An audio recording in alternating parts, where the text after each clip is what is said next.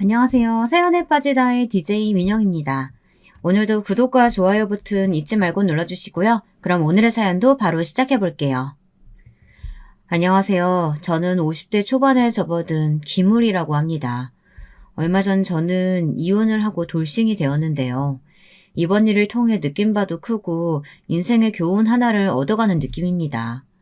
가장 큰 교훈은 옆에 있는 사람을 전적으로 믿지 말라는 교훈이었는데요.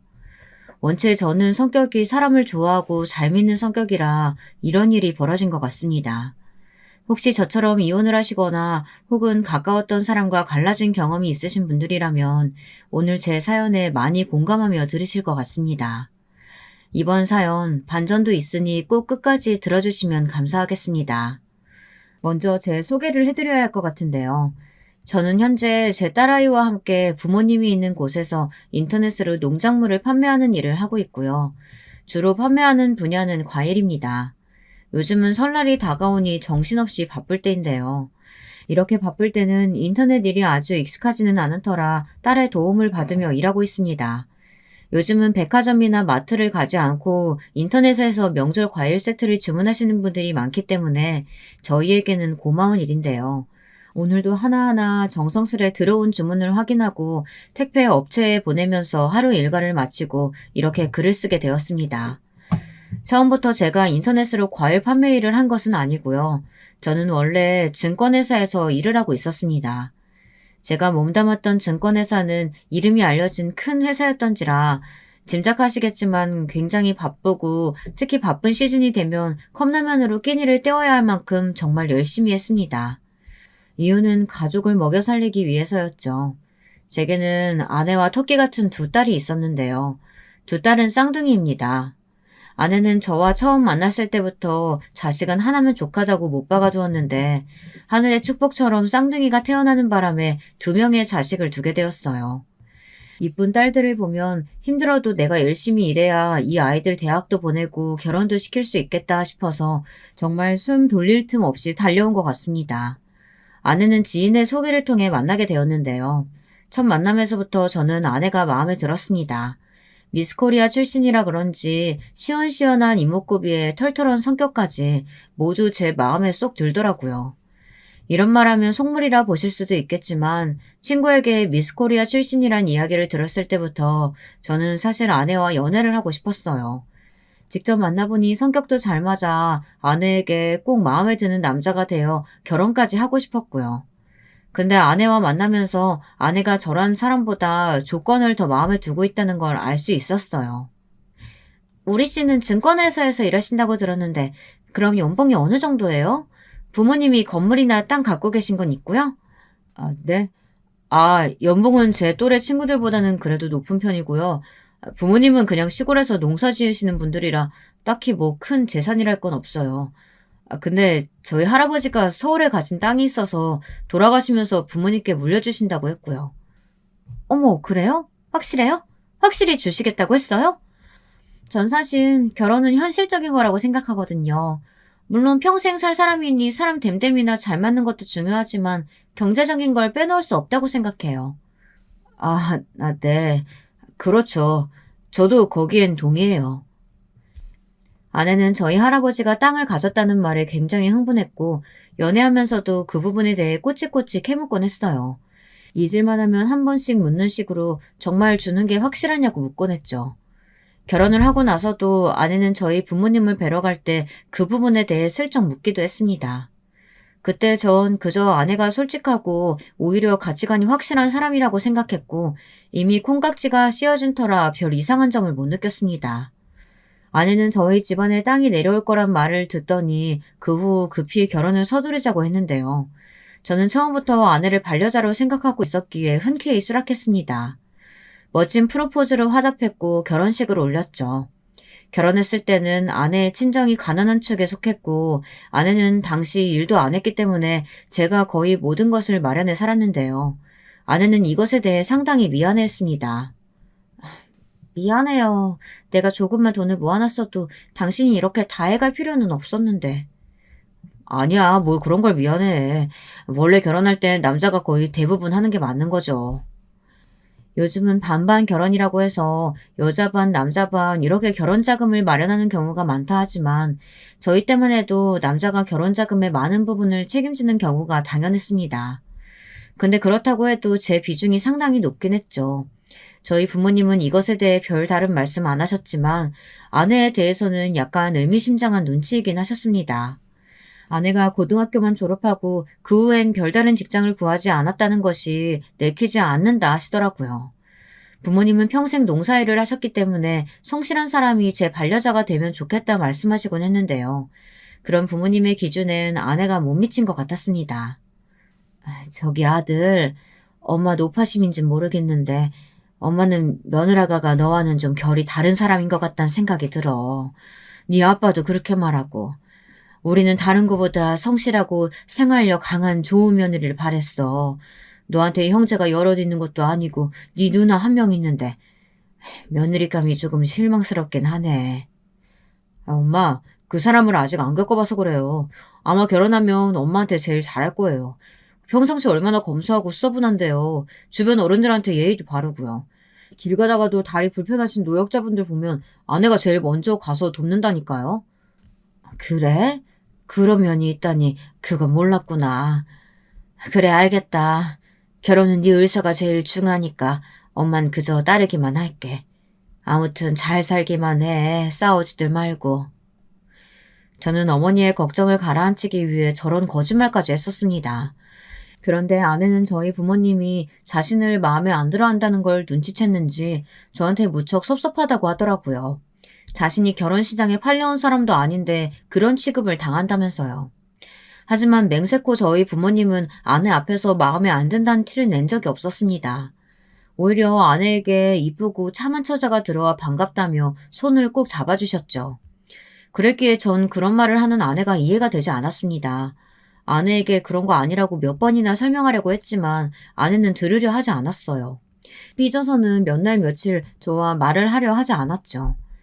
심지어 아내는 나중에 저희 부모님이 자신에게 임신에 대해 압박을 너무 심하게 준다고 그런 말을 하기도 했습니다.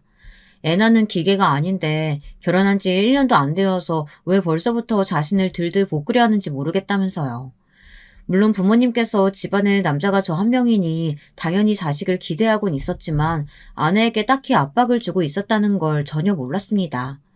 아내의 말에 그간 아내가 받았을 스트레스가 안타까워서 저는 화들짝 놀라며 부모님께 그러지 말라고 말하겠다고 했어요. 다른 건 몰라도 저는 아내가 저와 결혼해 정말 행복하기만을 바랬거든요. 여보, 알겠어. 그건 내가 부모님께 잘 말할게. 당신이 그걸로 스트레스 받는지 전혀 몰랐다. 알았으면 그러지 말라고 말씀드렸을 텐데. 아무튼 미안해. 내가 다음에 시골 내려가면 꼭 말씀드릴게. 당신은 모르겠지만 어머님, 아버님 당신 없을 때면 얼마나 나한테 눈치 주는지 몰라요. 애 잘 들어서는 보약이 있다더라. 자기 옆집 사는 여자 딸은 벌써 애를 3명 낳았다더라. 내가 왜 그런 말을 들어야 돼요? 나 정말 짜증나요. 우리 자식 계획은 천천히 세우기로 했잖아요. 당신 그거 잊었어요? 여보 알지. 진정해. 알았어. 내가 부모님께 잘 말할게. 자식이 한 명이니 부모님도 불안하셨나 봐. 제가 겨우 아내를 진정시키고 나면 아내는 엉엉 울며 자기 방으로 뛰어들어가곤 했어요. 아내의 눈물에 약했던 저는 그 주 바로 시골로 내려가 부모님께 아내 관련 이야기를 꺼냈죠. 근데 여기서 부모님의 반응이 무척이나 이상했습니다. 부모님께선 결단코 아내에게 아이 얘기를 꺼낸 적이 없으시단 거였어요. 다른 건 몰라도 저에게까지 굳이 거짓말하실 부모님이 아니었기에 저는 이상함을 느꼈어요. 사실 저희 집의 가훈이 정직이라고 할 정도로 부모님은 거짓말하는 것을 싫어하셨거든요.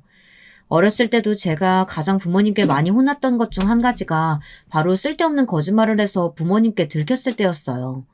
저와 누나 모두 거짓말을 하면 눈물이 쏙 빠지게 혼을 냈던 부모님인지라 당신들 스스로도 항상 본보기를 보여주시려고 했고요. 그래서 저희 마을에서 부모님의 말이라면 신뢰하시는 동네 분들이 참 많았습니다. 예, 나는 그런 말 한 적 없어. 새아가가 뭐 오해한 거니? 나는 이쁜 손주 바라지. 근데 전에 네가 말했잖아. 애는 천천히 낳을 거라고. 그 말 듣고 며느리한테 구태여 얘기 안 하려고 하고 있었어. 내가 얘기해서 애가 바로 생길 것도 아니고 아기는 하늘이 점지해 주는 건데 못하러 내가 얘기를 하니? 그래, 우린 절대 그런 말 한 적 없다. 그나저나 새아가는 왜 그런 말을 너한테 하는 게냐? 그러게요. 저도 잘 모르겠네요. 엄마 아빠는 그런 말씀 하신 적 없다는 거죠? 부모님은 고개를 끄덕이셨습니다. 저는 참 난감했어요. 한편 아내가 왜 그런 말을 했는지 의아하기도 했고요. 하지만 당시 전 아내의 본 모습을 전혀 모르고 있었기에 누구를 믿어야 할지 혼란스럽기도 했습니다. 저는 고민을 하다가 솔직하게 부모님과 나눈 대화를 아내에게 말했어요. 아내는 길길이 날뛰었습니다. 어떻게 자신을 의심할 수 있냐면서 남편으로서 제대로 중재하지 못할 거면 이대로 저와 살 수 없겠다는 극단적인 말까지 꺼내더라고요. 흥분을 감추지 못하는 아내의 모습을 보며 저는 깜짝 놀라 알겠다고 일단 진정하라는 말을 할 수밖에 없었습니다. 당신 내 말을 믿을 거예요? 아님 부모님 말을 믿을 거예요? 나 너무 섭섭해요. 내가 마치 당신과 부모님 사이를 이간질이라도 했다는 거잖아요. 나는 시부모님께 들은 대로 말한 것뿐이에요. 전 이때 마치 첫 번째 결혼 생활의 난관을 만난 것만 같았습니다.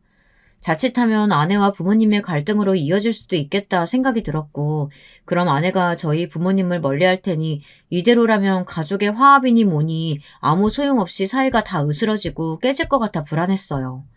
저는 저대로 노력했습니다. 아내를 달래고 부모님에겐 아내의 말을 제가 오해했다고 말하면서요. 두 쪽을 오가며 설득하느라 정말 힘들어 죽는 줄 알았네요. 난생 아내분 중재가 이렇게 힘든 줄 몰랐습니다. 그리고 당시 저는 회사에서도 승진을 위해 미친 듯이 일하고 있었는데요.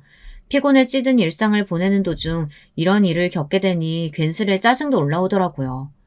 저도 사람이니까요. 그런데 그러던 어느 날 예상치 못한 난관이 또 등장했습니다.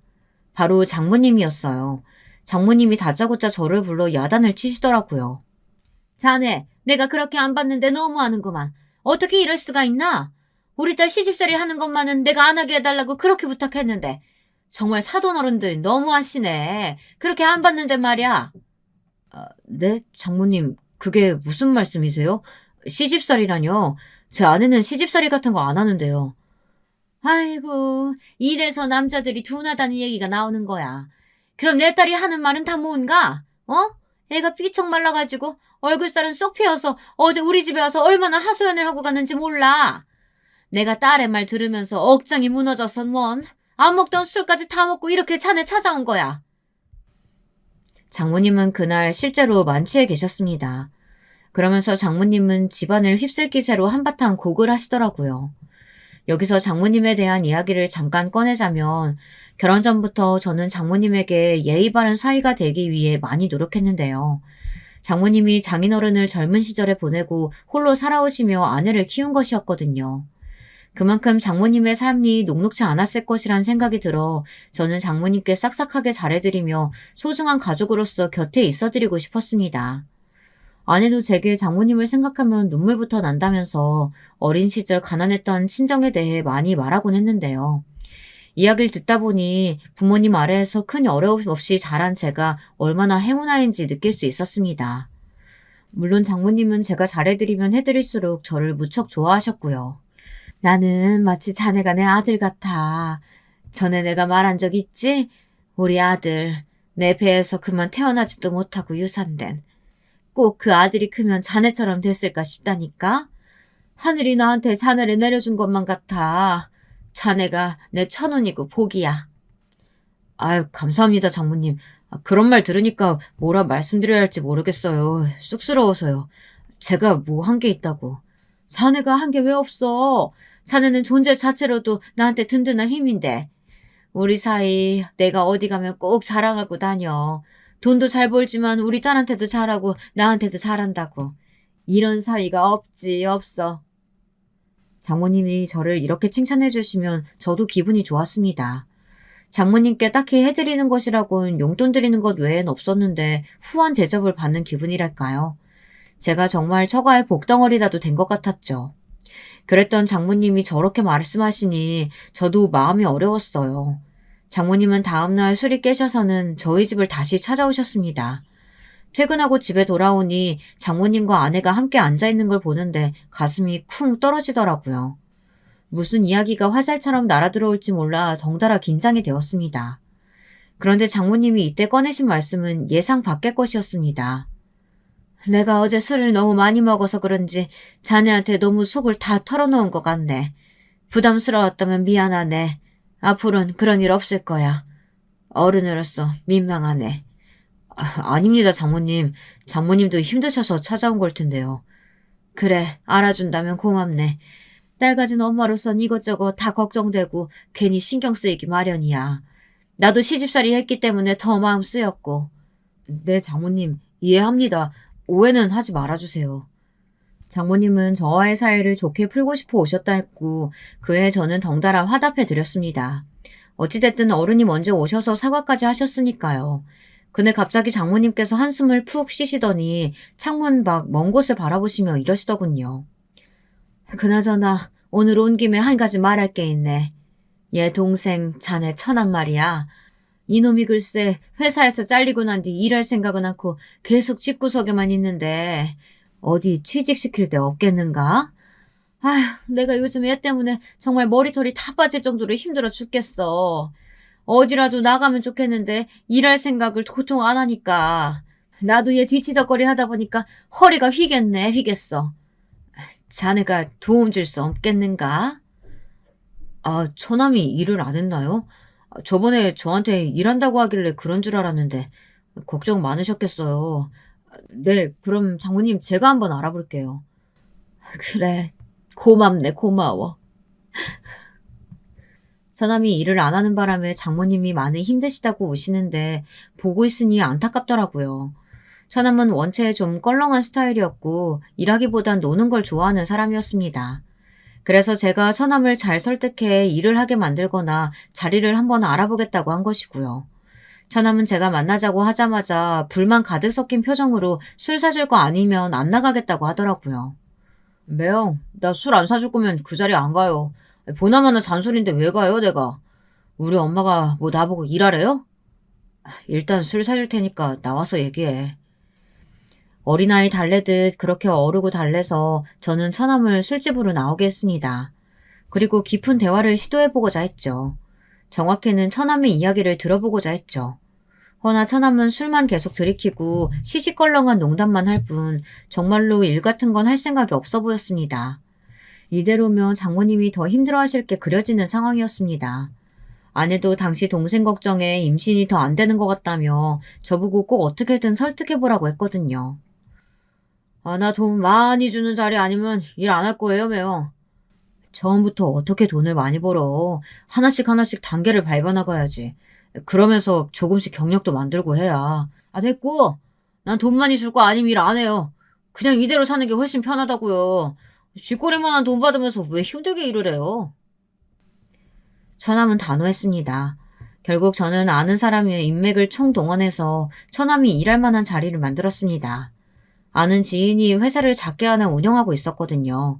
그리고 높은 월급을 받으면 동기부여가 될 테니 처남이 받는 월급에 제 돈을 조금 더 보태주는 걸로 대표인 친구에게 미리 이야기했어요. 그래야 처남이 일을 할 테니까요. 처남은 돈의 액수에 놀라더니 바로 수긍하더라고요. 처남이 일을 시작하니 아내는 무척 고마워했습니다. 장모님 역시 우리 사이가 최고라며 얼씨구나 하셨고요. 역시 당신밖에 없어. 당신은 어떻게 그렇게 척척 다 해결해? 우리 집안 일에 발벗고 나서줘서 정말 고마워. 나 이제 마음이 편해져서 임신도 왠지 잘 될 것 같아. 저는 그때만 해도 처가 역시 제 식구니 저의 행동을 당연하게 생각했습니다. 그리고 얼마 후 기적 같은 일이 생겼죠. 아내가 정말 마음이 편해서 그런지 앞서 말했듯 아내의 뱃속에 쌍둥이가 생긴 것입니다. 아내는 쌍둥이라는 산부인과 말에 약간 언짢은 기색이었지만 저는 하늘의 축복이라고 말하며 아내의 기분을 맞춰주었어요. 임신 기간 동안 아내가 힘들어하는 것 같아 아내가 좋아하는 쇼핑을 같이 해준다든지 주말이면 아내가 좋아하는 식당에 예약을 해 같이 가는 식으로 기분을 풀어주려고 했고요. 그런데 그럼에도 아내는 임신 내내 울상이었습니다. 쌍둥이는 낳기도 힘들다는데 지금도 이렇게 힘든데 앞으로 몇 개월은 더 힘들어야 되잖아. 남자도 애를 낳아야 되는데. 아, 여자들은 정말 불쌍해. 빨리 낳아버리고 싶다 정말. 몸도 너무 무겁고 발도 쫑쫑 붓고 진짜 너무 힘들다. 다른 집 여자들의 이야기를 들어보면 아이가 나올 것에 대한 설렘도 있고 기대감도 어느 정도 있는 것 같던데 우리 아내는 좀 달랐습니다. 옆집 아줌마가 권하는 태교도 귀찮다고 하지 않고 몸이 무겁다는 거에 대해 불만만 내내 토로하더라고요. 저는 이때 모성애라는 것이 선천적인 것만은 아니겠구나 이런 생각이 처음으로 들었습니다. 모성애가 누구에게나 있는 것은 아니더라고요. 왠지 모르게 쌍둥이가 태어나면 제가 아내보다 더 육아에 신경 쓸 것 같다는 생각도 한편으론 들었어요. 그리고 실제로 아이들이 태어나고 난 후 아내는 무척이나 육아를 버거워했죠. 물론 여자들이 육아를 힘들어한다는 건 전적으로 동의합니다. 주변 회사 동료들의 말만 들어도 아이를 키우는 게 일하는 것보다 힘든다는 말을 많이 해왔으니까요. 근데 아무리 아내를 이해해 주려고 해도 아내는 지나치게 힘들어했습니다. 여보, 당신 너무 힘들어하니까 내가 여기 옆집 아줌마한테 부탁드려놨어. 몇 시간만 같이 봐주실 거야. 혼자도 아니고 둘이니까 당신 힘들어하는 거 이해해. 애들 크면 나아질 테니까 조금만 참아줘. 응? 참긴 뭘 참아. 당신은 내가 이렇게 힘든데 도대체 뭐라고 돌아다니는 거야? 맨날 야근에 주말 근무에 육아하면 같이 도와주기로 했잖아. 여보, 내가 왜 버리고 우리 아기들 위해서 당신 위해서는 어쩔 수 없이 이렇게 일해야 하는 거 알잖아. 전에 설명했잖아. 옆집 아줌마도 돈 들이고 고용하는 거야. 공짜가 아니라고. 저도 일하고 싶어서 하는 게 아니라 정말 오롯이 저희 가정을 위해 꾹 참고 상사의 진상짓도 참아가며 일하는 중이었습니다. 그래서인지 저를 이해해주지 않고 원망만 하는 아내에게 슬슬 짜증이 올라오더라고요. 저는 시간이 조금이라도 나면 무조건 아내를 도와주고 있었으니까요. 너무 힘들다 해서 옆집 아주머니까지 고용해 주었는데 여기서 뭘 더 어떻게 해줘야 할지 알 수가 없었습니다. 당신은 그게 문제야. 그 태도가 문제라고. 나는 돈 벌고 있으니까 당당하다는 그 태도 말이야. 돈 벌어오면 다야? 정작 험한 일은 내가 다 하는데? 옛날처럼 흙바닥에 내려놓으면 아이가 뭐 알아서 잘하는 줄 알아? 매일매일 내 잠도 포기하면서 하나부터 열까지 챙겨줘야 한다고. 그게 얼마나 짜증나는 건지 알기나 해? 애들 다 징그러워 죽겠어. 여보, 아무리 그래도 우리 애들인데 말을 너무 막 하는 거 아니야? 됐어. 당신이라는 말도 하나도 안 통해. 하루에 12번이라도 맘 같아선 애들 다 갖다 버리고 싶어. 그러다 아내는 해서는 안 될 말까지 해버렸어요. 저는 이 말에 너무 큰 충격을 받았고요. 아내가 힘들어한다는 건 알고 있었지만 그렇다고 아이를 갖다 버리겠다는 말은 제 기준에서 너무 막 나간 말이었습니다. 저는 덩달아 화가 나 아내에게 그게 무슨 말이냐며 화를 냈고 아내는 아내대로 고성을 질러댔어요. 나중에 민원이 들어와 겨우 싸움을 멈췄지만 저도 아내도 서로 분을 참지 못했죠. 결국 그렇게 저희 부부는 아이를 낳고 처음으로 큰 부부싸움을 하게 되었습니다. 근데 며칠 시간이 지나고 흘러보니 제가 굽히고 들어가야겠다는 다짐이 생기더라고요. 아내와의 이야기를 친한 직장 동료에게 털어놨더니 그 동료가 아내의 상태가 산후 우울증 아니냐는 말을 해줬거든요. 여자들이 아이를 낳고 흔히 겪는 우울증이라며 자기도 많이 신경질적이고 예민했었다는 말을 해주더라고요. 그 말을 듣고 보니 아내 상태가 그런 것 같았습니다. 그래서 저는 먼저 아내에게 사과를 하기로 했고 아내가 좋아하는 해물탕을 포장해 집으로 들어갔습니다. 근데 집에 들어가니 아내도 없었고 아이들도 없었어요. 식탁 위에 있는 쪽지를 확인해 보니 처가에 간다는 말이 적혀 있었습니다. 저는 해물탕이 식을세라 그것도 다시 차에 넣고 처가로 향했죠. 처가로 가는 동안 아내가 장모님에게 부부 사이 일을 털어놨을 거란 생각도 들었고 마음이 약간 불안했습니다. 아내는 무슨 일만 있으면 저에 대한 말이든 뭐든 장모님에게 미주알 고주알 다 말하곤 했거든요. 그럼 장모님은 저희 집에 아무 때나 찾아와 진상조사하듯 따져 물으셨고요. 역시나 처가에 도착하자마자 장모님의 불효령과 처남의 냉대 어린 눈길이 쏟아졌습니다. 자네, 여기 앉아보게. 장모님은 일단 저를 찬 바닥에 앉으라고 시키곤 자신은 소파 위에 턱 앉아서는 말을 시작했습니다. 자네, 내가 전엔 곱게 넘어가라고 했건만 도대체 뭐 하는 건가? 우리 딸 데려다가 아주 눈물 나게 하려고 작정했어? 돈 잘 버는 사위가 들어왔다 해서 우리 딸 손에는 물 한 방울 안 묻힐 줄 알았는데 이게 뭐야? 어디 내가 거렁뱅이한테 시집 보낸 것도 아니고.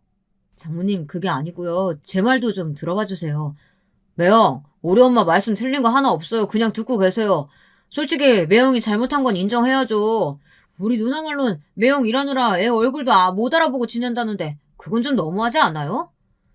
장모님, 저도 정말 노력하고 있어요. 저 아시잖아요. 제가 집사람만 어디 힘들게 한 사람인가요? 다만 회사 업무 강도가 너무 높아서 아이를 잘 돌볼 시간이 없었어요. 아이고, 그놈의 변명 지겨워 죽겠네. 저는 다시 해명했어요. 아내와 갈등이 있긴 하지만 잘 해결하려고 한다. 저대로 노력하지만 일이 많다 보니 너무 시간이 없어서 그렇다. 이런 식으로 말씀드렸죠. 최대한 제 입장에서 최대치 할 수 있는 말이었습니다.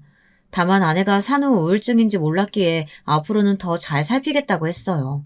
그러자 장모님은 어떻게 살피겠냐고 따지듯 물으시더니 차라리 아내와 손주를 자기 집으로 보내라고 저보고 처가살이를 하라고 하더군요.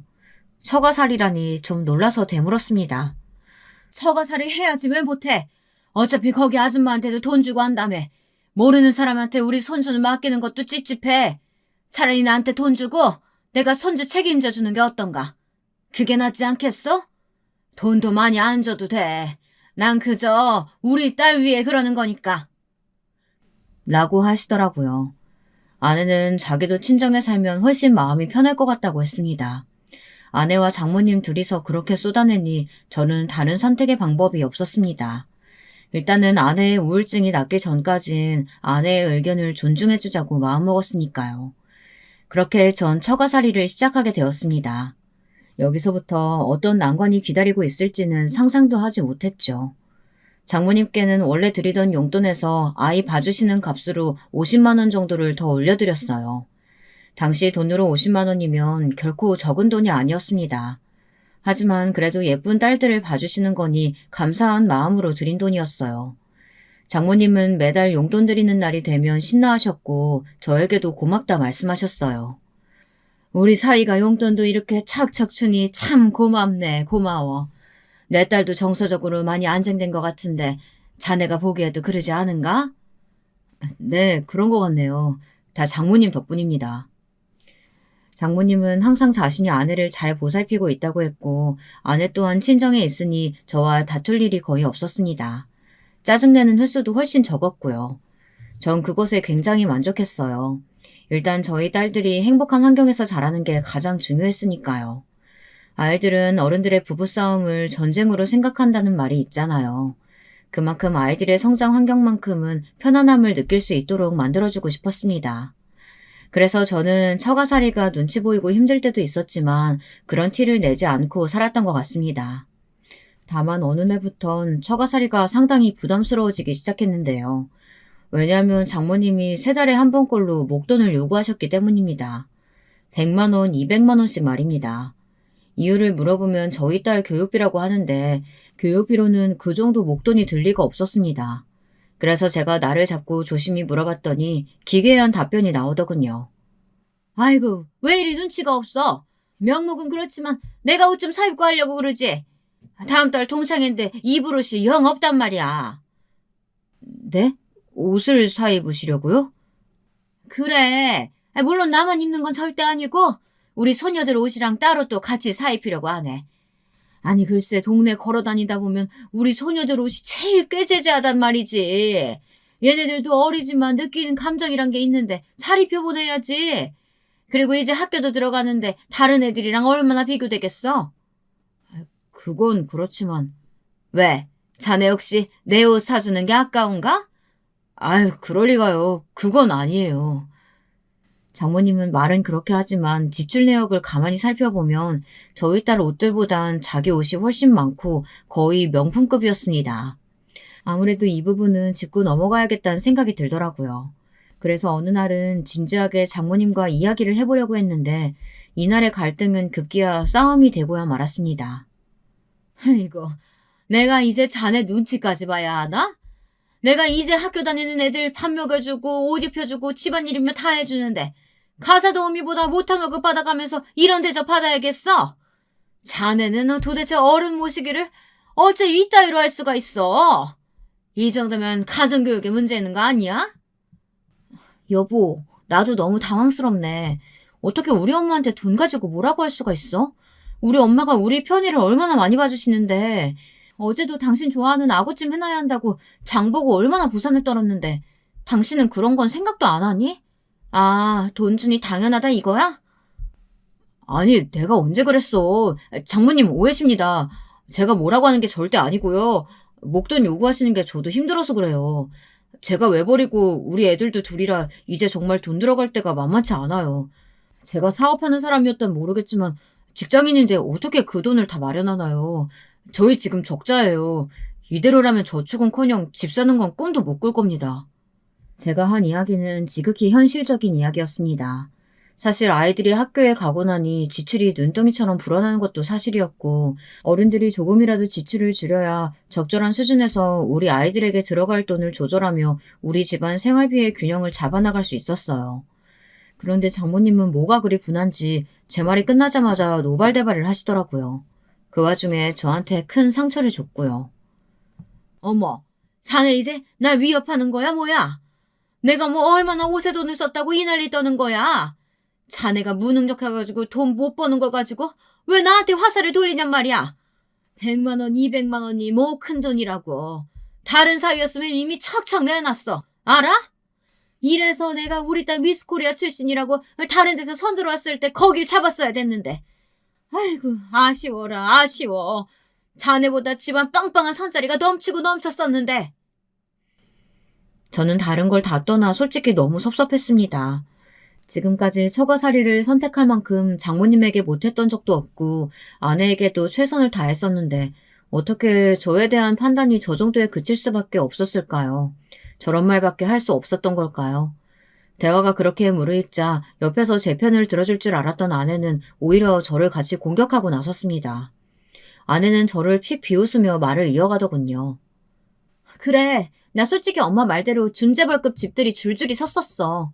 당신 기분 나쁠까봐 말 안 했지만 당신이란 사람 하나 믿고 결혼했는데 나도 실망스러워. 무엇보다 내가 당신한테 우리 엄마 나한테 전부인 사람이니까 잘하라고 그렇게 강조했었잖아. 엄마가 돈 쓴 게 다 우리를 위했던 건데 엄마 기분 지금 어떻겠어. 우리 엄마한테 얼른 사과해.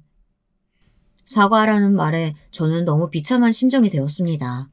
장모님과 아내 이 두 사람과는 더 말이 안 통했어요. 내가 왜 처가살이를 시작했을까 이런 후회마저 들었습니다. 제 발로 지옥에 들어온 기분이었습니다. 더군다나 저는 당시 아내에게 불만도 있었습니다. 아내가 명절날만 되면 저희 집에는 시골이라고 잘 가지 않으려고 하고 딱 하루 머물다가 밤만 되면 바로 오려고 했거든요. 저희 부모님이 눈에 띄게 섭섭해 하시는 게 보이는데도 아내는 아랑곳 않고 친정에 가야 한다며 자리를 털고 일어나기 바빴습니다. 명절날 겨우 보는 부모님이라 저도 하고 싶은 대화가 많은데 아내 때문에 어쩔 수 없이 아쉬움을 품고 돌아와야 했죠. 이것 때문에 아내에게 이야기를 해보면 아내는 너무 멀어서 아이들이 힘들어한다는 핑계를 댔고요. 아이들은 시골이라는 환경이 신기해 가면 시간 가는 줄 모르고 놀곤 했는데 말이에요. 당신, 솔직히 우리 엄마 아빠 보는 게 불편한 거 아니야? 나도 오랜만에 보는 부모님이니 더 얘기하고 싶다고. 하루 정도 자고 오는 게 뭐가 그렇게 힘들다고. 솔직히 장모님은 매일 보잖아. 정말 안 되겠어? 이거 봐. 당신은 또 모르는 소리 하잖아. 여자들이 시댁 가서 받는 스트레스가 얼마나 심한지 알기나 해? 난 우리 딸들 시끄럽게 놀기만 해도 바로 눈치가 보여. 시부모님이 당신한테나 살갑지 나한테도 살가운 줄 알아? 나만 보면 당신 등골 빨아먹고 사는 사람처럼 본다고. 아내는 아내대로 증거를 만들어대곤 했습니다. 이렇듯 아내와 이야기하면 끝이 없었어요. 제가 하룻밤만 더 있다 오고 싶다고 아무리 어필해도 모르는 척 고개를 돌려버리면 끝이었죠. 그래서 아무래도 불만이 팽배해져 있었는데 이런 사건까지 생기니 정말 정이 똑 떨어지더라고요. 저도 모르게 입에서 이 말이 튀어나갔습니다. 죄송하지만 저는 제가 뭘 잘못했는지 모르겠고 이 정도 돈은 제 예상 밖이에요. 제가 더 이상 드릴 수 없다고요. 저 잠깐 나가 살게요. 생각 바뀌면 말씀하세요. 극단적인 말이긴 했지만 말을 뱉고 나니 마음은 시원해졌습니다.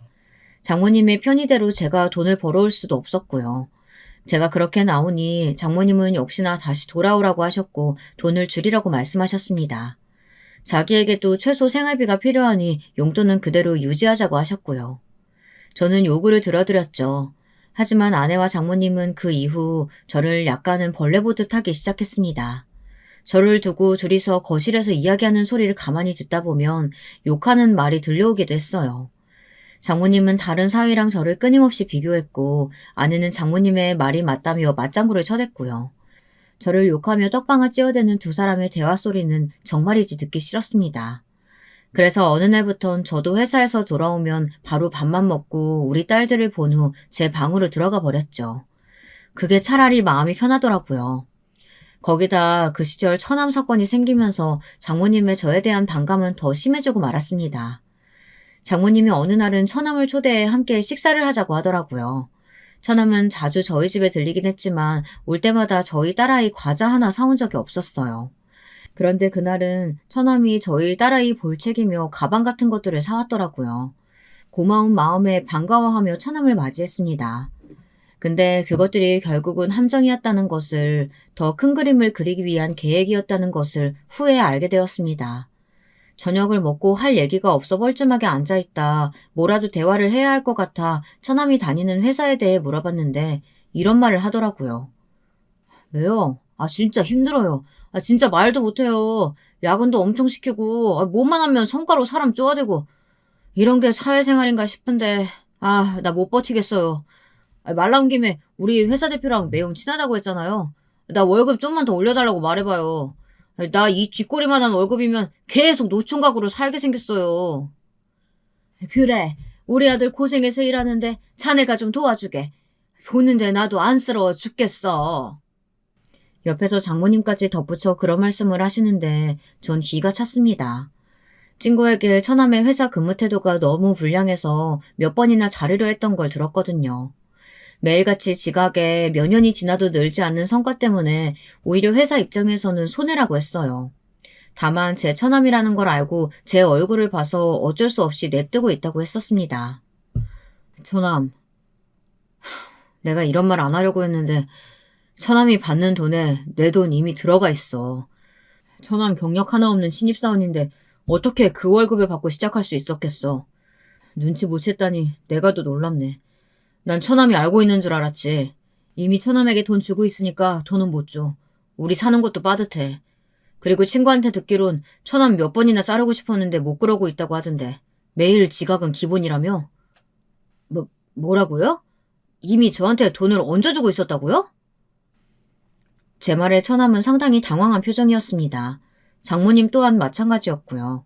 제가 제 돈을 얹어준다는 건 장모님에게도 말하지 않았거든요. 거기다 자신의 체부를 들켜버리니 할 말이 없었겠죠. 그건 몰랐는데. 그래. 그리고 처남 결혼 못하는 건 처남이 눈이 높아서 그런 거 아니야? 전에도 소개시켜달라고 해서 몇 번 소개시켜줬잖아. 다들 참하고 조건도 괜찮았는데 처남이 못생겨서 싫다며. 눈을 좀 낮춰보지 그래 차라리. 속속들이 맞는 말만 하자 처남은 입을 꾹 다물곤 그렇게 돌아갔습니다.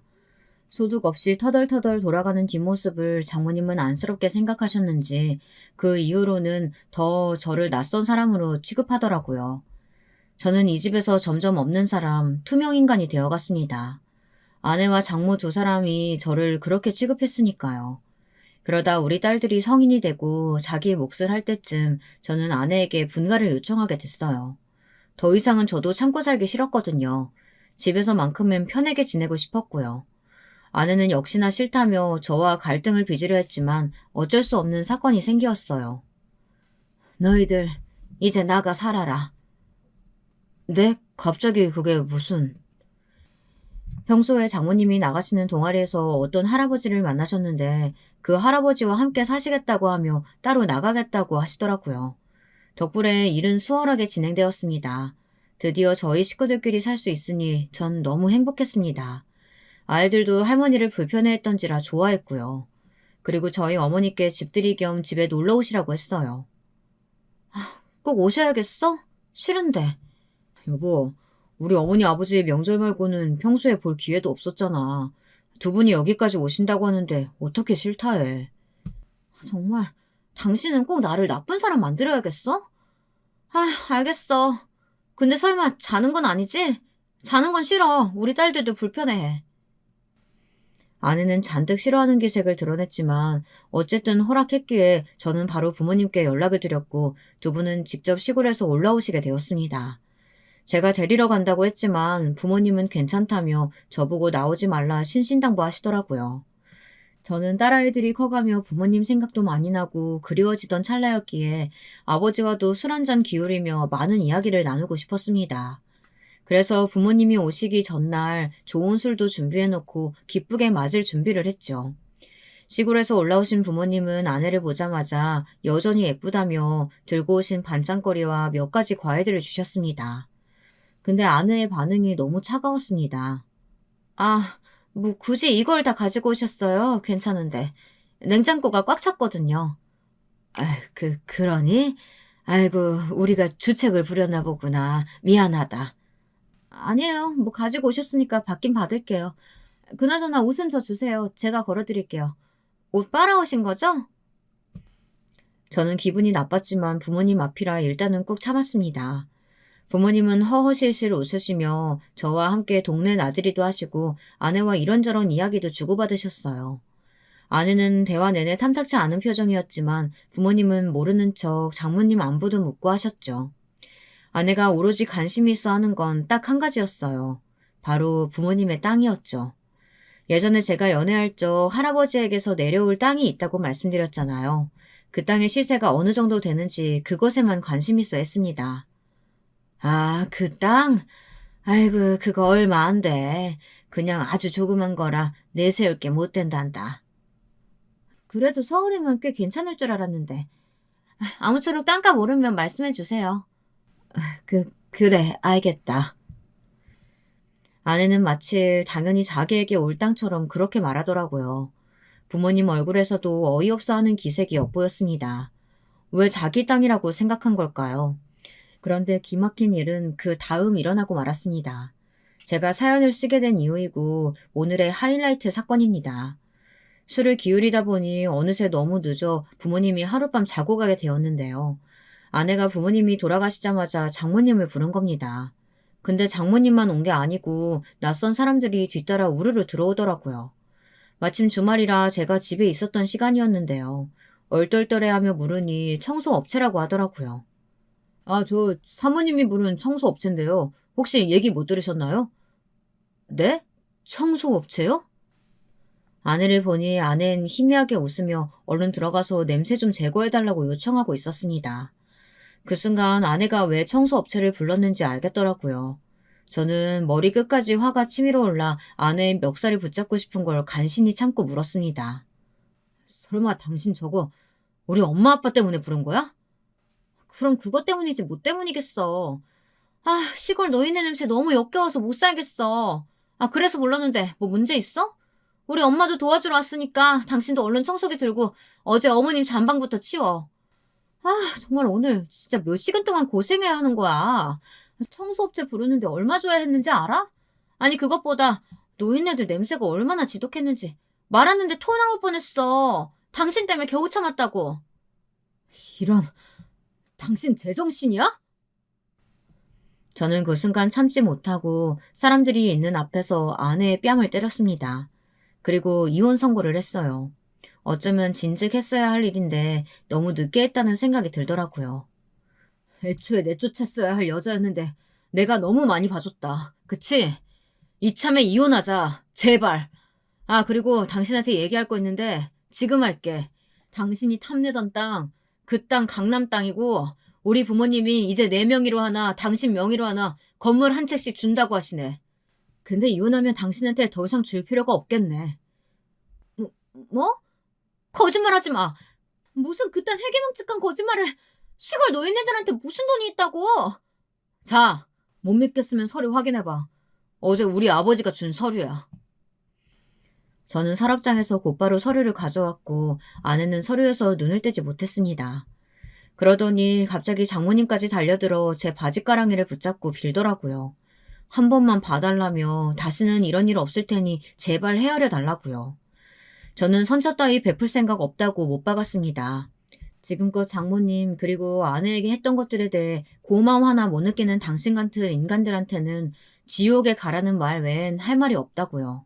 그러자 장모님은 급기야 아내에게 신호를 하더군요. 아내는 알아듣고 바로 무릎을 털썩 꿇었습니다. 여보, 그래 미안해. 내가 정말 잘못했다. 어떻게 내가 우리 시부모님한테 그따위로 굴 수 있었는지 나도 내가 이해가 안 돼. 근데 내가 남은 평생 우리 시부모님 모시며 살게. 설사 치매 걸리셨다고 해도 요양원 안 보내고 내가 모실게. 이거 진심이야. 넌 진심이 뭔지도 모르는 인간이야. 내가 널 뭘 보고 믿고 우리 부모님을 모시게 하냐? 가짜는 소리 말고 이혼 소송 준비해. 저는 그 뒤 이혼 소송을 했고 아내에게 위자료를 받아 이혼했습니다. 소송 없이 깨끗하게 갈라서고 싶긴 했지만 혹시나 하여 뒤를 파보니 아내가 다른 남자랑 바람 폈던 정황이 드러났거든요. 화가 나기보다는 웃음밖에 안 나오더라고요. 괘씸해서라도 전 소송을 걸어 위자료를 받아냈고 아내는 덕분에 돈 한 푼 없이 내쫓기게 되었습니다. 저는 아내와 이혼하고 새로운 삶을 시작했고 괜찮은 사람도 만나게 되었는데요. 아내와 달리 심성이 곱고 착한 사람이라 부모님들도 마음에 들어 하십니다. 참고로 저희 딸들도 저의 이혼을 응원해 주었어요. 엄마와 잘 이혼했다며 딸들은 제 곁으로 와 판매 사업을 시작했고요. 새로운 삶을 시작한 만큼 설레는 마음으로 한 걸음 한 걸음 나아가고 있는 하루입니다. 이번 한 해 저처럼 새로운 길을 가시는 분들이 있다면 정말 마음으로 깊이 응원해드리고 싶습니다. 모두 행복한 하루 되시고 이번 연도 복 많이 받으세요.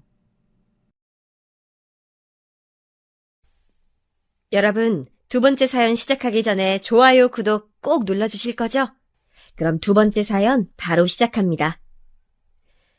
사람 인연이라는 게 어떤 모습으로 흘러갈지 정말 알 수 없는 것 같아요. 우연인 것 같기도 운명인 것 같기도 한 이번 사연은 여성 애청자분께서 보내주셨습니다. 안녕하세요. 항상 애청해왔던 사연에 빠지다에 저의 이야기를 보내게 됐네요. 원래도 유튜브를 중독 수준으로 이용하고 있었는데 우연히 사연에 빠지다를 접한 이후로는 거의 팬이 되었다고 할 수 있죠. 진작에 구독을 눌러놓고 사연 영상이 업데이트되면 놓치지 않고 전부 다 보고 있답니다. 제가 말이죠. 생각하면 할수록 입가에 어이가 없는 웃음이 지어지는 그런 경험을 한 적이 있어서요. 아주 희한한 경험이었죠. 이야기를 푸는 재주도 없고 다른 사람들이 저의 이야기를 어떻게 받아들여줄까 하는 것에 대한 걱정도 앞서지만 제가 겪은 일을 기록으로 남겨보고 싶다는 생각이 들어서 사연을 신청하게 되었습니다. 비극적인 사고가 일어난 날이든 기대하지도 않았던 로또가 당첨된 날이든 사람들은 그날이 그렇게 특별할 거라고 생각하지 않은 채 하루를 시작한다지요. 코앞에 닥칠 일이 무엇인지 모르기 때문에 그렇다고 합니다. 저도 그랬어요. 미혼인 도련님께서 결혼을 전제로 여자친구를 사귀고 계신다는 것을 익히 알고 있었으나 저는 그 상대가 누군지 어떻게 생겼는지 이런 것을 전혀 몰랐습니다. 남편이랑 도련님이 형제끼리 대단히 우애가 좋은 것 같은 것도 아니고 사이가 그저 그렇다 보니까 저 역시 도련님하고 별다른 접점이 없었던 것 같네요. 도련님이 자취하시는 동네가 꽤 멀기도 했고요. 시댁에서 가끔 가족 모임이 있을 때라든지 그럴 때나 도련님을 뵀었죠. 아무튼 저희 남편보다 4살 아래인 도련님이 여자친구와 결혼을 생각하고 있다고 하셨고 어쩌다 보니까 저랑 남편에게 인사를 시켜주는 자리가 마련됐습니다.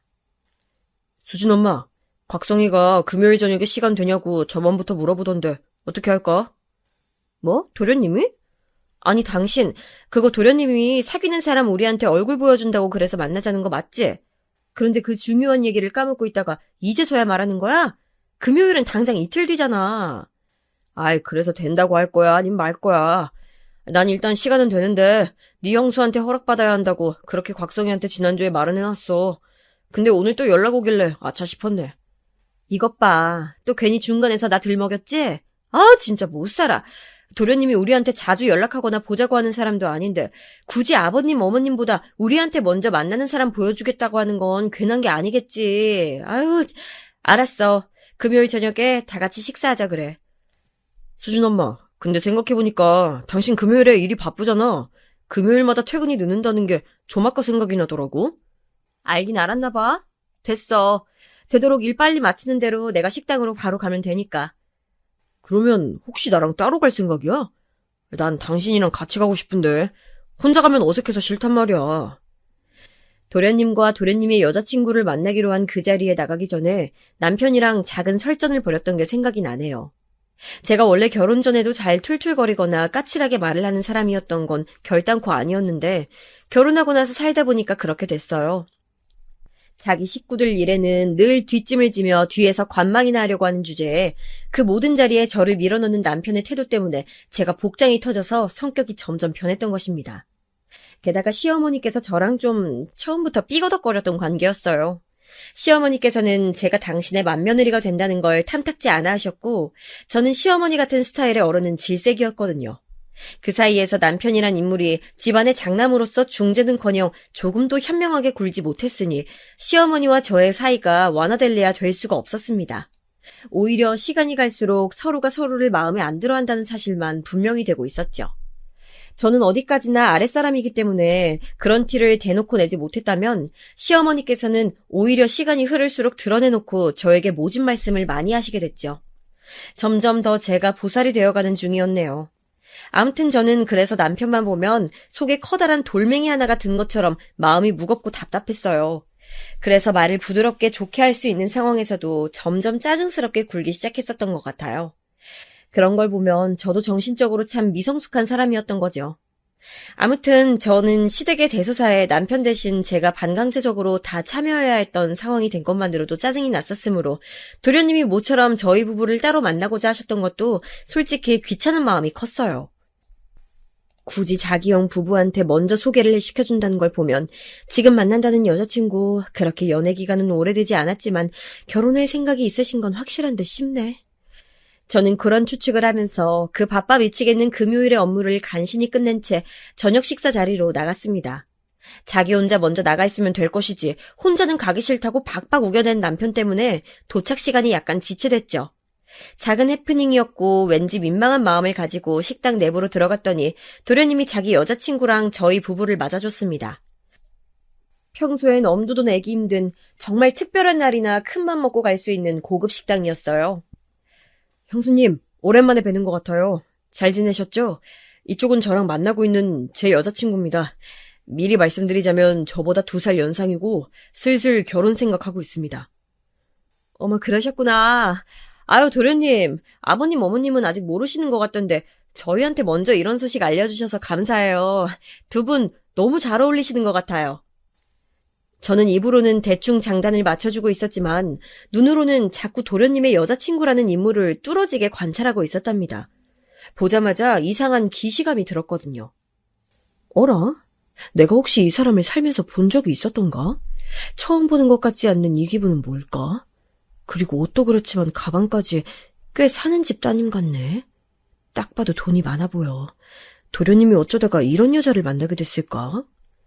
그리고 정말 특이했던 점이 도련님의 여자친구라는 사람이 자기 쪽에서 먼저 예비 형님 부부를 만나보고 싶다라고 말을 했다는 거예요. 그 요청을 듣고 나서 도련님은 이 여자가 나랑 결혼 생각이 있구나라는 것을 처음 알아차렸다고 합니다. 그전에는 서로 결혼 이야기를 진행한 적이 없었대요. 신기하죠?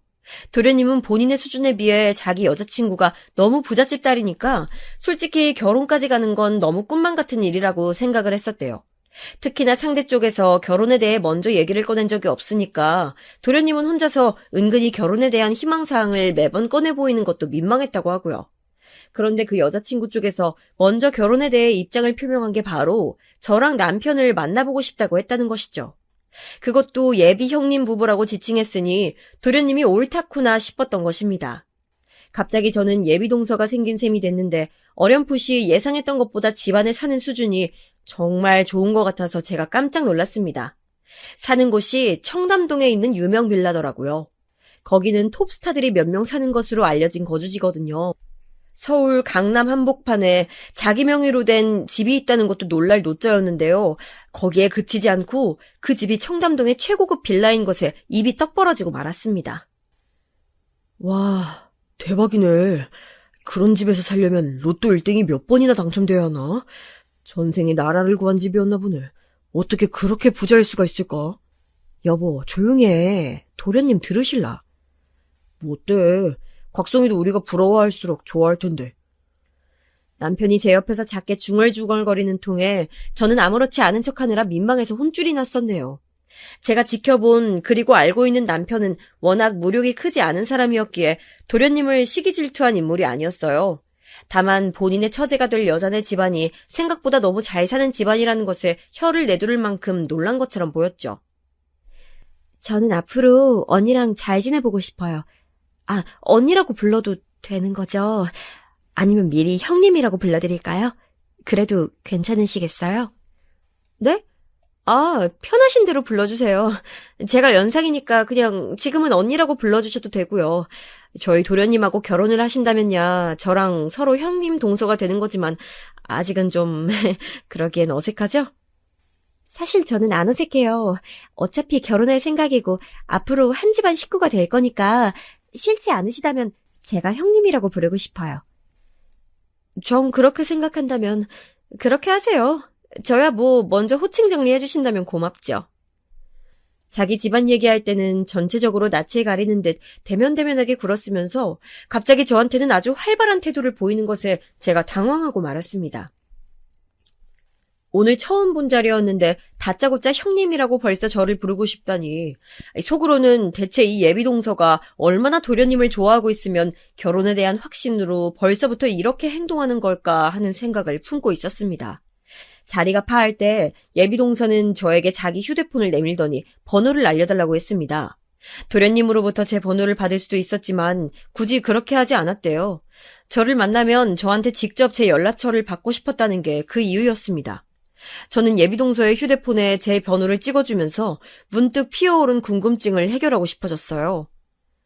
아, 그러고 보니까요. 아까 도련님이 하시는 말씀 들어보면 저랑 남편을 먼저 만나고 싶어 했다면서요. 혹시 특별한 이유가 있었을까요? 저는 형님을 뵙고 싶었어요. 곽성 씨가 자기 식구들 사진이라면서 그걸 저한테 보여줬을 때부터요. 사진 속에서 형님 발견하고선 바로 알아봤었거든요. 네? 그게 무슨 말이에요? 그렇다면 혹시 나를 미리 알고 있기라도 했다는 거예요? 어떡해요? 아니, 우리가 대체 어디서 만난 적이 있길래요? 제가 화들짝 놀라서 그렇게 묻자마자 예비동서가 수줍은 표정이 되어서는 고개를 조금 떨궜습니다. 아, 바로 그 순간에 저는 제가 예비동서를 보자마자 들었던 기시감의 정체를 알아차릴 수 있었습니다. 저랑 마주섰을 때 딱 이 정도의 눈높이를 보이면서 고개를 숙이곤 바닥을 쳐다봤던 사람을 제가 과거에서 분명히 만난 적이 있었거든요. 그 시절 그때는 너무 자신감이 없어 보이는 모습이라 현재와는 전혀 매치가 안 됐지만 말입니다. 설마 중학교랑 고등학교 때 봤었던 바로 맞아요, 형님. 저예요. 아직 저를 기억하고 계셨군요. 아니, 세상에 어떻게 이런 식으로 다시 만나게 되지? 그동안 잘 지냈어요? 잘 살고 있었어요? 지금 그렇게 부유한 환경에서 살고 있다는 건 친어머니가 아니라 아버지 쪽이랑 살고 있다는 거죠?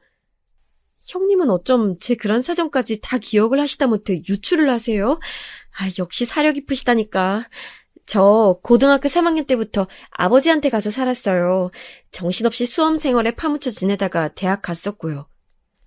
예비동서는 제가 과거에 아주 짧은 인연을 맺은 적이 있던 사람이었습니다. 굉장히 짧았으나 믿을 수 없을 만큼 강렬한 인연이었죠. 특히 저에게보다 예비동서에게 깊은 흔적을 남긴 모양이었습니다.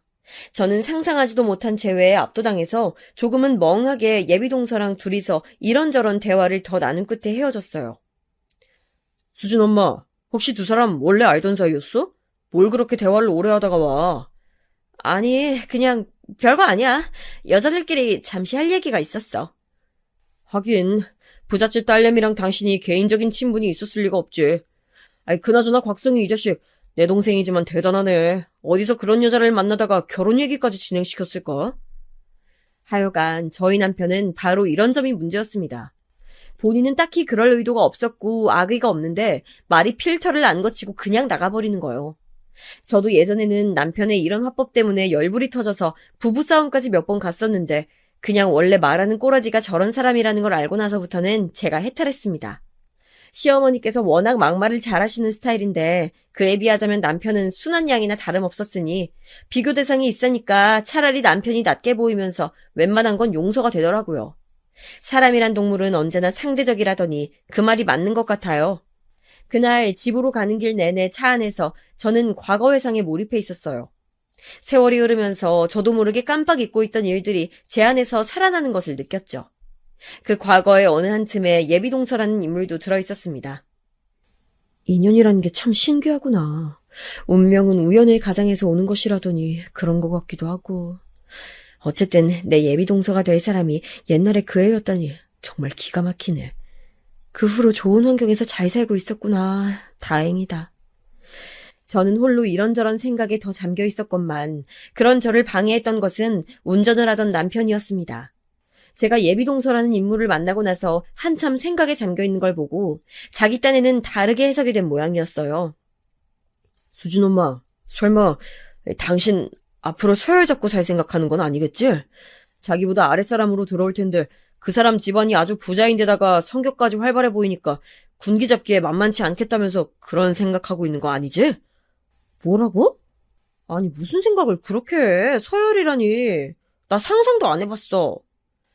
당신이 우리 엄마한테 당하고 있는 걸 보면 철저히 서열대로 굴러가는 사람인 것 같아서 그렇지. 말은 잘한다. 그래서 내가 어머님한테 잔소리 듣고 그럴 때 나 한 번이라도 안 도와준 거야? 지금 그걸 자랑이라고 해? 내가 어줍잖게 당신 편 들면 우리 어머니는 더 노하시는 분이니까 그렇지. 우리 어머니 성질 이상하게 오락가락하는 거 이제 당신도 잘 알잖아. 그냥 대충 비위 맞춰주는 게 여러모로 제일 편해. 당신은 내 앞에서는 말이 이렇게 청산유수면서 왜 남들 앞에만 서면 꿀먹은 벙어리가 되는 거야? 그 이유 좀 알자. 내가 새로 동서가 들어와서 서열 군기 잡고 있다고 해도 막상 당신은 그때 되면 말 한마디도 안 하고 있을걸? 그건 그냥 다른 사람들 앞에선 어색하니까 그렇지. 하여간 아랫사람한테 잘해줘. 부잣집이라는 배경만 거나하지. 아까 보니까 사람 눈빛이 왠지 순해 보이더라. 당신하고 제대로 붙으면 상대도 안 될 거야. 그러니까 당신이 좀 봐줘. 정말 어이가 없었습니다. 제가 시어머니로부터 은근하게 시집살이를 당해왔다는 걸 남편은 알고 있었고, 그러니까 제가 그걸 예비동서한테 똑같이 분풀이를 하며 물려줄 거라고 자기 혼자 추측됐나 봐요. 남자들은 왜 항상 단순하게 짝이 없으면서 이상한 곳에서 고차원적인 발상을 할까요? 제 남편뿐만 아니라 결혼해서 애 있는 지인들 얘기 들어보면 거의 엇비슷해요. 연애할 땐 안 그랬는데 결혼하고 나서는 다 그렇게 되어버렸다는 얘기를 들으면 고개가 저어집니다. 그쯤에서 저는 저랑 별로 친하지 않았고 그래서 잘 알지 못했던 어찌 보면 미지의 존재 같은 도련님이 과연 결혼 후에 어떻게 변해갈지 궁금해졌답니다. 그저 그렇게 사는 수준인 시댁에서 보자면 무지하게 재력이 좋은 예비동서가 조금은 특수한 경우의 사람이었으므로 그 미래가 더욱 궁금해졌죠. 그 두 사람이 무사히 결혼까지 꼴이나게 될지도 관건이었고요. 예비동서의 등장에 시부모님은 너무 좋아서 거의 뒤로 넘어질 지경이었다고 해요. 뭐시? 갑부 흉내만 내는 수준이 아니고 진짜 백이 갑부 집안이라니. 세상에나 이게 웬일이니? 아유 그것도 강남에 입이 떡 벌어지는 집이 있는 강남부자? 어머나 세상에 난 몰라. 너무 좋아서 어떡하니? 시어머니께서는 오만 호들갑을 다 떠셨다고 하고요. 예비동서의 비위를 맞추면서 온갖 아부를 다 떠시느라 첫 만남부터 무척 바쁘셨다네요. 그리고 마침내 도련님과 예비동서의 상견례 날짜가 잡혔습니다. 그런데 그에 앞서서 행사가 하나 있었어요. 바로 예비동서의 생일이 있었던 건데요. 발단은 도련님께서 무심코 다음 주에 예비동서의 생일이 있다고 시어머니 앞에서 말씀을 흘렸던 것으로 불씨가 지펴졌습니다. 시어머니께서 단박에 예비동서의 생일잔치를 열어주겠노라고 선언하신 거예요. 토요일 저녁부터 예비동서가 일정이 있다 그래서 토요일 점심을 같이 먹는 것으로 얘기가 됐습니다. 저는 그 소식을 듣고 속으로 생각했죠. 예비동서가 무슨 옛날 사람도 아닌데 웬 생일잔치에? 어디 동네 어르신 생일잔치상 같은 걸 어머님께서는 생각하고 계시는 거 아니야? 코웃음을 쳤었는데 그러지 말 걸 그랬어요. 시어머니께서 저한테 연락을 하신 거예요. 예비동서의 생일잔치를 준비해야 하니까 저한테 구성을 좀 알아서 꾸리라고 말입니다. 그런 건 저한테 전화해서 꼭 시키시는데 그러실 때의 특징은 알아서 잘이라는 표현이 꼭 들어간다는 것입니다. 도중에 시어머니께 의견을 여쭤보잖아요. 그러면 너는 알아서 하라는 의미도 못 알아듣냐며 잔소리를 어마어마하게 날리십니다. 그래서 여쭤보지도 못해요. 어쩔 수 없이 제가 알아서 잘 준비를 맞춰놓잖아요. 그러면 아니나 다를까 꼭 한 가지라도 태클을 거십니다. 불만을 안 꺼내신 적이 단 한 번도 없었어요. 그리고 또 하나 특징이 뭐냐면요. 저한테 맡기시면서 돈을 안 주신다는 거예요. 그 돈이 그럼 어디서 나겠어요? 제가 결제를 하는 거고 결국 그 자금의 출처를 따라가면 남편이 나옵니다. 남편은 자기가 장남이니까 어쩔 수 없이 금액을 부담해야 한다고 말을 해요. 그럼 제가 그 앞에서 그런 말을 들으면 생각을 하죠. 그럼 나는 장남하고 결혼한 대역죄를 저지른 맏며느리니까 그런 노동을 다 감당해야 하는 거고? 에라이, 이런 놈하고 결혼한 내가 대역죄인이 맞구나. 남편이 남한테 아쉬운 소리 하는 걸 진짜 싫어하는 사람인데 자기 가족들한테도 똑같이 그래요. 시댁 식구들하고 어쩌다 같이 외식을 하면 결제하는 순간이 왔을 때 서로 눈치 보는 그런 걸 싫어해서 그냥 누가 먼저 자원을 하지 않는 이상 무조건 자기가 돈을 내려고 합니다. 그런 사람의 아내인 저만 복장 터지는 거죠. 장남은 호구처럼 이리저리 휘둘려 맏며느리는 종처럼 이런저런 일 다 도맡아 해. 이런 판국이니 저희 부부가 시댁에서는 봉이었어요. 딱 부려먹기 좋은 포지션이라고나 할까요? 그런 상황을 진절머리 나게 겪어본 바 있는 저였으니 예비동서에 생일 잔치상 마련하는 걸 거절한다는 선택지 따위는 꿈도 꾸지 않았습니다. 네가 알아서 잘 해봐라. 고기 좀 내놓고 미역국 좀 끓이고. 아유, 별로 어려운 것도 없지?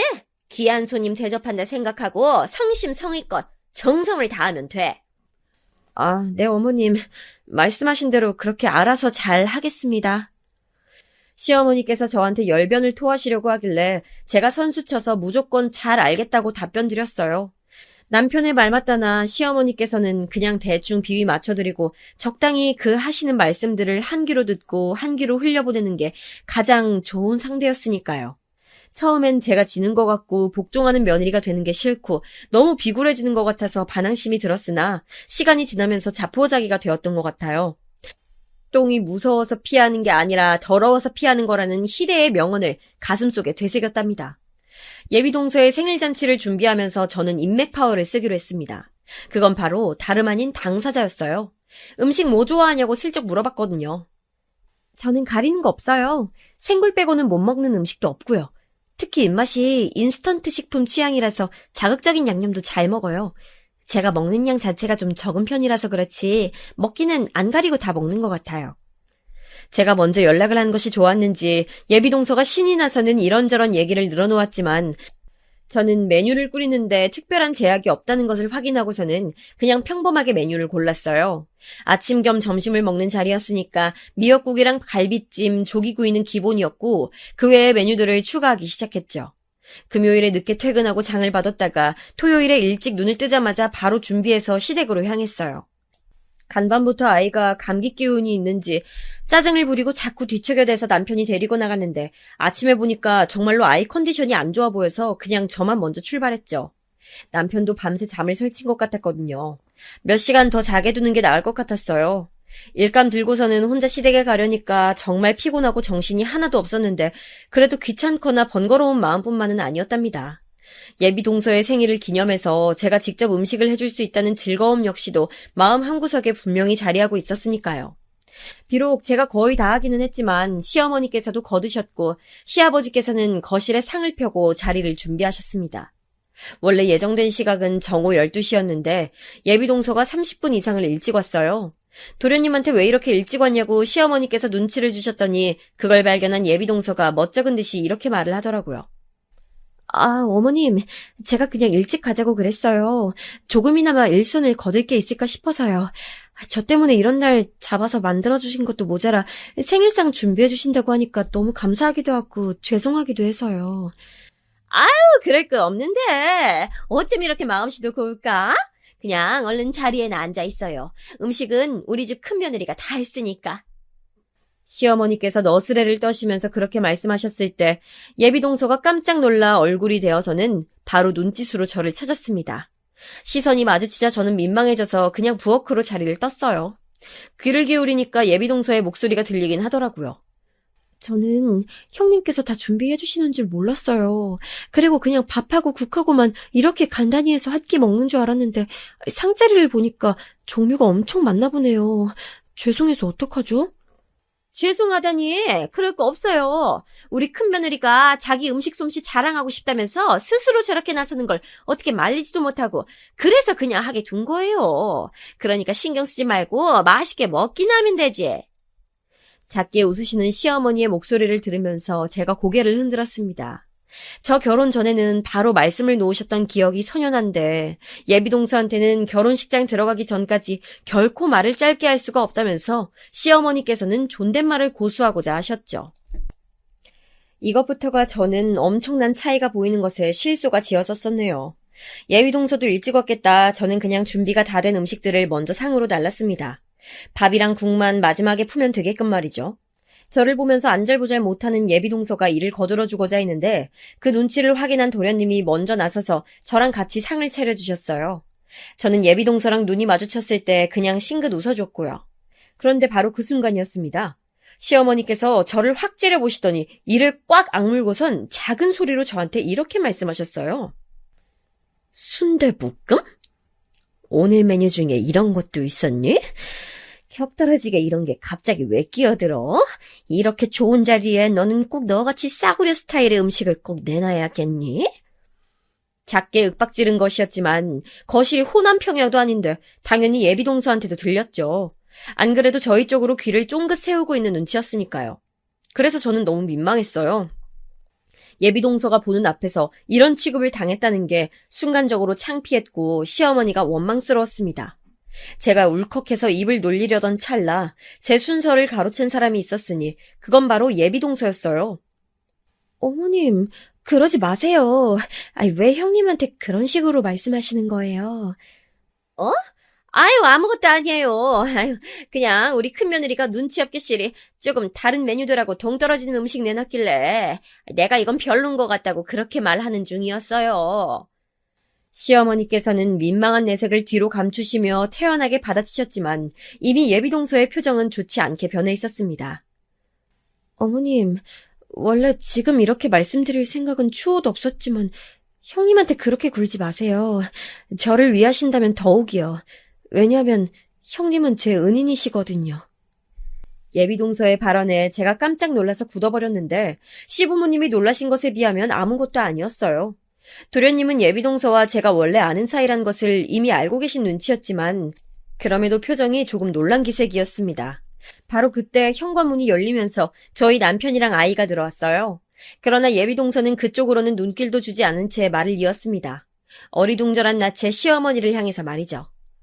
제가 옛날에 학교에서 지독한 왕따를 당한 경험이 있어요. 중학교 때 당했는데 누가 저를 도와줘서 저는 그 지옥에서 벗어날 수 있었어요. 그런데 저를 괴롭혔던 무리의 일부가 저랑 같은 고등학교에 진학하게 되면서 왕따가 다시 이어졌었고요. 그때 또 누가 저를 도와줬어요. 중학교 때 저를 도와줬던 바로 그 사람이었죠. 한 번 더 저를 도와줬고 그래서 저는 무사히 학교 생활을 할 수 있었던 거예요. 저런 학창시절에 그런 일이 있었구나. 힘들었겠네요. 당황한 시어머니께서 기계적으로 반응을 해주셨는데 표정에는 그래서 그 얘기가 지금 왜 나오는데? 라는 의문이 가득 차 있었습니다. 그때 예비동서가 저를 쳐다봤고 저는 그냥 옅은 미소만 지어줬어요. 그 미소를 허락의 의미로 받아들였는지 예비동서가 또렷한 목소리를 냈습니다. 저를 도와줬던 그 사람이 바로 형님이세요. 사실 그건 도움이 아니라 구원이었죠. 저는 형님이 아니었다면 진짜 그때 세상을 등졌을지도 몰라요. 그만큼 힘든 일이었고 자력으로는 절대 벗어날 수도 없었고 어디에 도움을 청할 데도 없었어요. 그런 저를 살려줬던 게 바로 형님이셨어요. 우리 큰며느리요? 그럼 원래 진작에 둘이 알고 있었던 사이라는 건가? 경악한 시어머니께서 저를 쳐다보셨고 그건 다른 사람들도 마찬가지였어요. 저는 괜히 멋쩍어서 헛기침만 했었던 것 같네요. 저는 사실 재혼가정 자식이에요. 고등학교 2학년 때까지는 친어머니와 살았어요. 사실상 방치를 당한 채 지내고 있었고요. 형님의 은혜를 입은 저는 삶과 미래에 대한 욕심이 생겼고 용기를 내서 아버지를 찾았습니다. 아버지께서는 감사하게도 저를 받아주셨고 저는 그때부터 부유한 환경에서 살게 됐어요. 인생이 바뀐 거죠. 따지고 보면 다 형님 덕분이었네요. 예비동서가 간략하게 말을 했지만 그 이면에 숨겨진 이야기를 저는 알고 있었습니다. 예비동서의 부모님이 이혼을 하셨던 이유는 바로 예비동서가 그 아버지의 친자식이 아니었기 때문이었어요. 친어머니가 바람을 피우셨고 그렇게 생긴 생명이 예비동서였다고 해요. 그 사실을 안 아버지는 이혼 후에 연락이 끊겼고 예비동서는 친어머니 그리고 진짜 친아버지와 살게 됐었대요. 하지만 그 두 분은 혼인신고를 하지 않았죠. 2년을 함께 살았다는데 친아버지라는 사람이 어느 날 잠적했대요. 그것도 집에 있는 몇 푼 안 되는 돈을 다 챙겨서요. 그 후로 친어머니는 예비동서를 방치하기 시작했고 일도 거의 하지 않은 채 아무렇게나 사셨다고 합니다. 그때 예비동서가 초등학교 6학년이었대요. 사춘기에 접어들었을 때였는데 집안 환경이 그랬으니 예비동서의 성격이 음울해졌었죠. 중학교에서 아빠 없는 애, 엄마가 정신병자인 애, 전교에서 제일 가난한 애 등으로 찍히면서 고단한 학교 생활을 하기 시작했다고 합니다. 차라리 죽는 게 낫겠구나 싶어서 몇 번이고 예비동서는 삶을 포기하려고 했었다고 합니다. 어느 날 학교에서 멀지 않은 골목길에서 예비동서는 질이 안 좋은 친구들에게 둘러싸여 괴롭힘을 당하고 있었고 그곳을 마침 제가 지나가고 있었어요. 그쪽은 총 6명인가 7명인가 그랬었는데 저는 제 친구랑 꼴랑 둘이서 가고 있었던 길이었습니다. 하지만 저는 그 걔네들에게 다가가는 걸 망설이지 않았어요. 왜냐고요? 너무 부끄러운 사실이지만 제가 그 중학교에서 소위 1인자라고 불리는 일진 중에 일진이었거든요. 저를 확인한 걔네들은 일제히 고개를 숙여야만 했습니다. 저는 혼자서 괴롭힘을 당하고 있던 애가 문득 불쌍하게 느껴져서 데리고 갔어요. 그게 예비동서한테는 구원의 손길이었던 거죠. 그 후로 제가 몇 번 예비동서의 반에 찾아가서 얘 나랑 친분 있는 애다라는 사실을 일부러 보여줬어요. 그랬더니 그 후로는 괴롭힘이 잦아들었다고 하더군요. 신경이 쓰여서 저는 졸업하면서 예비동서랑 같은 학년인 일진들한테 경고했어요. 만약 괴롭힌다면 찾아와서 제가 직접 밟아줄 거라 그랬죠. 학교는 학생들에게 하나의 세계와도 같습니다. 중학교 입장에서 고등학생은 무척 무서운 존재였죠. 가뜩이나 모두를 떨게 만들었던 저였는데 고등학교에 올라가서 더욱 업그레이드가 되어서 자기들을 벌주러 오겠다니 걔네들한테는 공포였을 거예요. 그래서 제가 졸업한 후에도 예비동서가 괴롭힘을 안 당할 수 있었던 것 같네요. 하지만 고등학교에 진학하고 나자 예비동서는 얼마 안 지나서 다시 괴롭힘을 당하게 됐습니다. 같은 중학교 출신의 일진 몇 명이 그 고등학교에 같이 진학을 한 게 화근이었다네요. 처음엔 별거 아닌 괴롭힘이었으나 점차 심해져서 극심한 왕따를 당하게 되었대요. 학교에서도 집에서도 온통 힘든 일뿐이었으니 좌절한 예비동서는 다시 삶을 놓아버리고 싶은 충동에 휩싸였습니다. 그런데 또 마침 제가 번화가에서 예비동서를 본 게 아니겠어요? 그것도 마침 예비동서는 자기랑 같은 교복을 입은 애들한테 괴롭힘을 당하고 있는 와중이었죠. 걔네는 여러 명이었고 저는 혼자였지만 망설여질 건 없었어요. 왜냐하면 저는 고등학교에 올라가서 더 무서운 일진이 되어 있었거든요. 정말 부끄럽고 수치스러운 과거지만 제가 부정할 수 없는 저의 과거였습니다. 저의 명성 아닌 명성을 알고 있었던 걔네들은 제가 누구인지 확인하자마자 넙죽 인사를 받은 후 도망가 버렸습니다. 너 예전에 봤던 걔지? 너 아직도 괴롭힘 당하고 있었어? 네가 나대다가 잘못 찍힌 경우라면 또 모를까. 넌 아무 잘못을 한 것도 없는데 왜 부당하게 맨날 당하고만 있어? 아, 열받아. 야, 내가 당장 내일 니네 학교 애들 만나서 단판 짓는다. 제가 무슨 옛날 드라마에 나오는 남자 주인공이 할 법한 말을 하고 있을 때 예비동서는 눈물을 훔치고 있었어요. 괴롭힘 당할 때는 안 울더니 지금은 왜 우냐고 그러니까 누가 자기를 도와주는 것 자체가 신기해서 그냥 눈물이 나온다고 하더라고요. 그래서 제가 예비동서한테 이런저런 얘기를 해줬었습니다. 그때는 그 시절만의 그런 이상한 감성이 있었던 것 같아요. 영화나 드라마에서나 할 법한 폼 잡는 조언들 있죠? 그런 걸 왕창 예비동서한테 날려줬었어요. 인생은 길고 불행은 짧다느니 내일의 해를 보기 위해 오늘의 달을 바라봐야 한다느니 시련을 이겨내면 그게 도전이 될 거라느니 별 가짜는 조언들을 엄청 해줬었죠. 지금 생각하면 민망해서 미쳐버릴 것 같은데 그게 그 당시에 예비동서한테 엄청난 도움이 되었던 겁니다. 저의 그 조언들을 듣고 나서 예비동서가 다시는 나약하게 당하고 살지 않겠다며 마음을 고쳐먹었다니깐 말 다 한 거죠. 저는 제 말을 지켜서 예비동서의 고등학교에서 노는 애들을 불러다가 강력하게 경고를 해줬고요. 그 후로 예비동서는 괴롭힘을 당하지 않았어요. 선생님한테 도움을 요청해도 네가 왕따 당할 만한 일을 했겠지 같은 답변이나 들어야 했던 예비동서의 학교 생활을 제가 구제해준 것이었습니다. 저는 당시에 제가 그렇게 대단한 일을 한 줄 몰랐어요. 그런데 어느 날 수업 다 끝나고 학교를 나서는데 예비동서가 저를 기다리고 있어서 깜짝 놀랐었죠. 저한테 작은 쇼핑백을 내밀었는데 그 안에는 감사 편지와 함께 과자 몇 개가 들어있었습니다. 그렇게 용기를 내어 저를 보러 제가 다니는 학교까지 찾아와 기다렸음에도 예비동서는 저한테 말을 한마디도 하지 않고 그저 쇼핑백을 건네준 채 줄행랑을 쳤었어요. 부끄러웠던 거죠. 편지 내용은 별거 없었던 걸로 기억합니다. 은혜 잊지 않겠다, 앞으로 포기하지 않고 열심히 살겠다, 뭐 이런 이야기였어요. 저는 제 친구들하고 맛있게 과자를 나눠 먹었고 성인이 된 후로 학창시절에 어깨 힘주고 살았던 과거를 부끄럽게 여기게 됐으며 사회생활을 하면서 성격을 바꾸게 됐지요. 그렇게 살아왔어요. 때때로 예비동서가 떠오른 적도 있었던 것 같아요. 그 후로 그 왕따 소녀가 어떻게 살았을지 결말이 궁금했던 듯 싶거든요. 제가 상상했던 것 이상으로 예비동서는 잘 살아왔죠. 용기를 모아서 자기의 친아버지도 아닌 사람을 찾아갔으며 친어머니와 함께 살다간 자기가 죽을 것 같으니까 받아달라고 빌기도 했죠. 그런데 그 아버지란 분이 사업으로 굉장히 성공을 거두고 있는 와중이었고 엄청 잘 사는 집안의 여자랑 재혼을 했을 줄은 예비동서도 상상 못했었대요. 그리고 더 놀라운 건 예비동서가 그 집안에 받아들여졌다는 것입니다. 그 이후로 예비동서는 그 집의 자식으로 살아온 거예요. 불행했던 유년 시절과 학창 시절에 심하게 당했던 왕따의 후유증으로 동서는 원만한 인간관계를 맺는 걸 잘 못했다고 합니다. 그래서 성인이 되고 나서도 힘들었대요.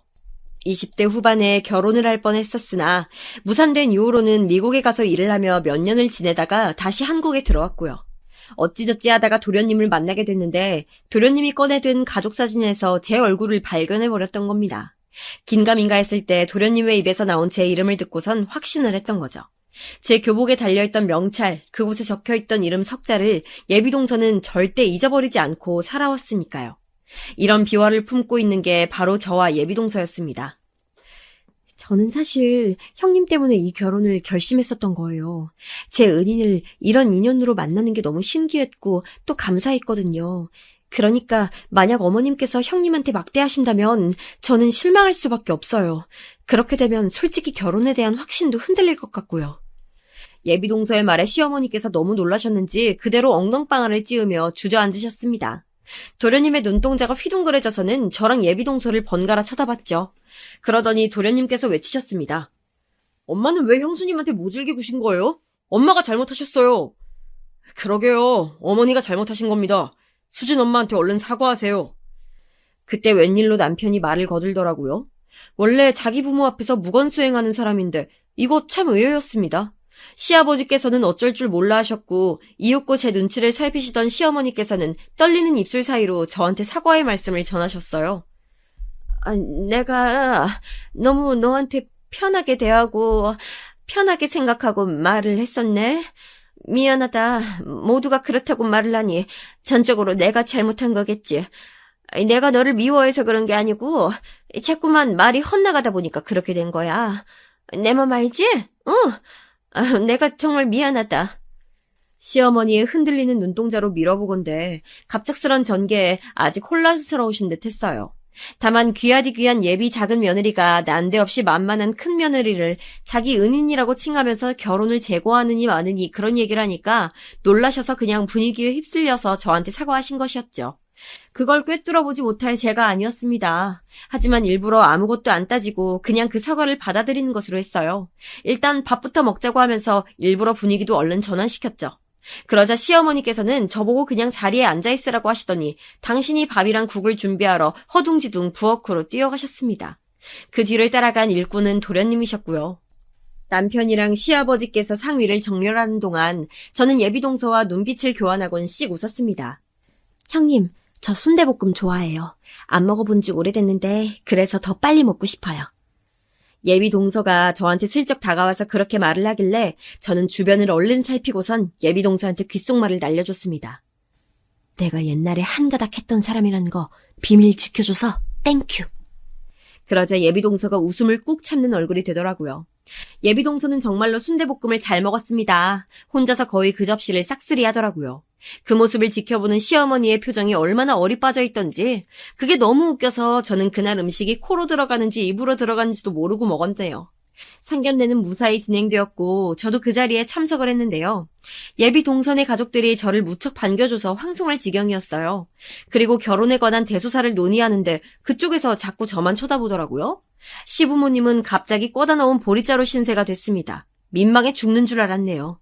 예비동서의 생일 잔치상 사건에 이어서 상견례장에서 산댁 측 가족들이 저만 바라보는 대사건이 또 터지자 이제 완전히 시댁 식구들의 태도가 달라졌습니다.